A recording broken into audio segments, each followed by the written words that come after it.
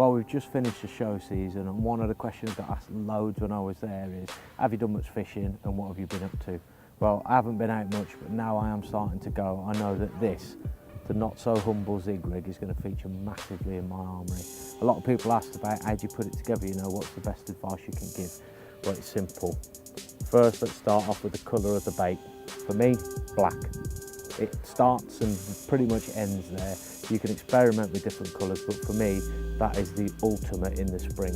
Whatever the weather, whatever the conditions, I will always have a black zig light, little black zig grub on the end, size 10, and then down from that, there's not much weed about at the moment, so what I'm using is the 8-pound zig line. Now that's caught me fish to almost 40 pound in this country.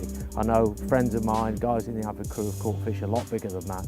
You can trust it, you really can. With a figure of 8 loop knot at one end, a grinning knot, knotless knot this end, it's tough as old boots. And the best thing about it is that it's two-tone.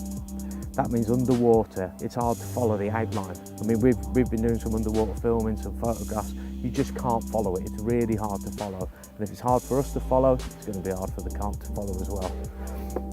One thing I do like at this time of year, especially if you're struggling for a few bites, is to make sure you pep that hook bait as much as you can. For the most part, I'll go with unflavoured. I do like that. But I've been experimenting recently with some darker coloured liquids.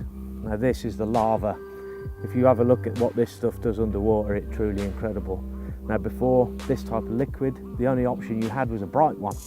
It's not always the right thing, not for me, not for this big fish fishing. I mean, at Baden Hall, on the quarry pool, you're looking at between 150, 200 fish, 50, 30s. There's a 50-pound in common swimming around in here somewhere. I don't want a bright yellow thing screaming out. I want black to match my hook bait, or this one, which has actually done me a couple of bites recently, the red. Now this liquid is quite viscous, it's quite thick, so you have to give it a good squeeze to get it out the tube, but it's worth it. You see that's really, really thick, so that means it's really, really sticky. All I do is just dab a little bit on the top, just mound it up. That is enough for a bite. And I've got the rods out there now. The bobbins are pinged nice and tight. I'm waiting for a bite, and I reckon that, even in these conditions where it's still cold northerly wind, that is the one. That's the one for me, and hopefully, fingers crossed, it'll do me a good fish tonight.